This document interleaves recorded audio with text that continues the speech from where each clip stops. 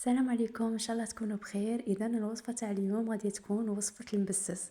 اول حاجه نتمنى من الاخوات اللي ماشي مشتركين في القناه يشتركوا فيها وتحطوا لنا جيم لا فيديو وتشاركونا بتعليقاتكم.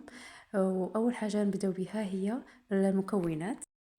في هذه الوصفه غادي نحتاجو 3 كيلات تاع سميد متوسط، السميد تاع المقروط، وكيله تاع مارغرين مخلطه بالزيت، فايته نص تاع الكيله تاع مارغرين، والباقي نكملوه زيت، وزوج مغارف كبار تاع فارينه، وزوج مغارف كبار سكر، وملعقه صغيره تاع ملح. نجيبو هنايا دركا غادي نجيبو البسينه تاعنا نخلطوا فيها المكونات الجافه ونبداو بالسميد المتوسط.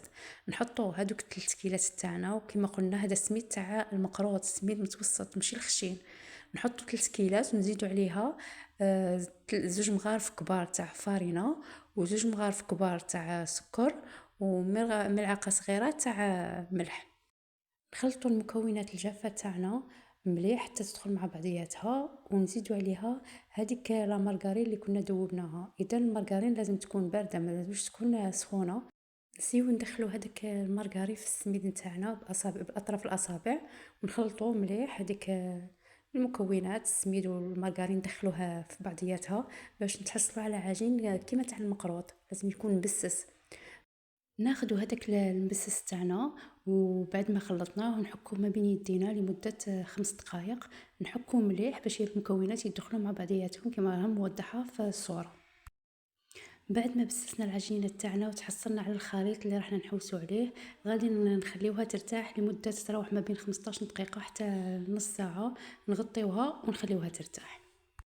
بعد ما فاتت مدة 30 دقيقة، وغادي نجيبو هذاك الخليط تاعنا ناخدو منه 3 مغارف في غرفية، نخليوها على الجانب، ونضيفو عليها ملعقتين تاع السميد المتوسط. نخلطوها مليح. هاد الخليط غادي نستعملوه باش نحطوه في الصينيه اللي غادي نقرصوا فيها ولا نحلوا فيها العجينه تاعنا.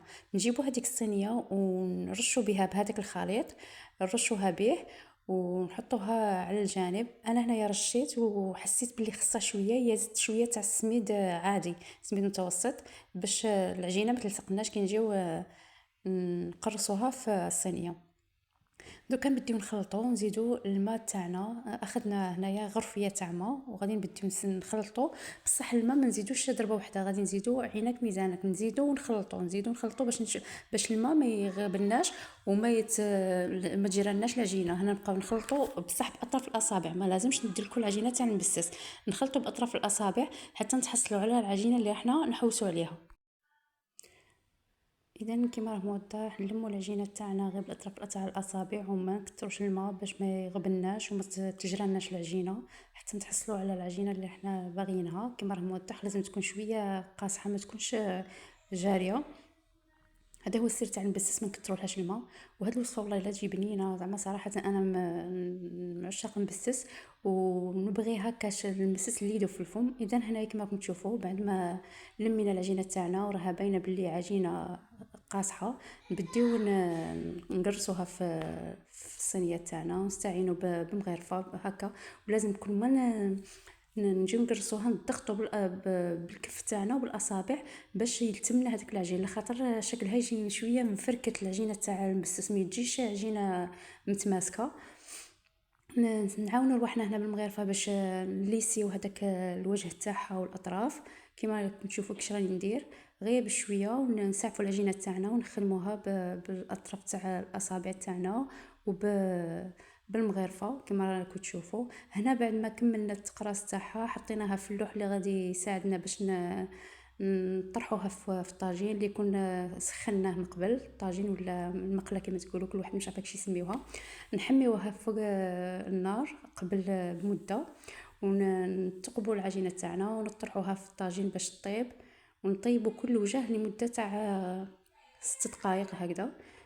اذا حسيتيها خفتي منها لازم تفقديها شاك فوا، تشوفي واش طاب الوجه ولا لا. ما بين 4 دقائق كي تفوت 4 دقائق فقديها.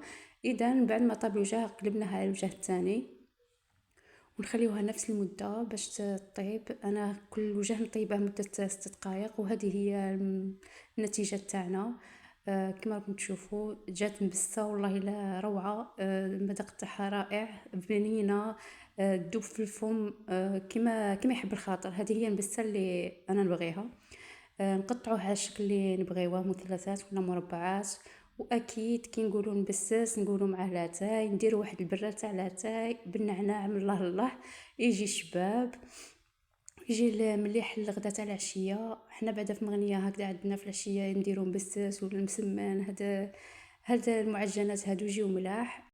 اذا الاخوات كانت هذه هي الوصفه تاع اليوم، ان شاء الله تكون نالت اعجابكم، وان شاء الله تسيوها وتعطونا ارائكم في التعليقات. وشكرا على حسن المتابعه، والسلام عليكم ورحمه الله تعالى وبركاته.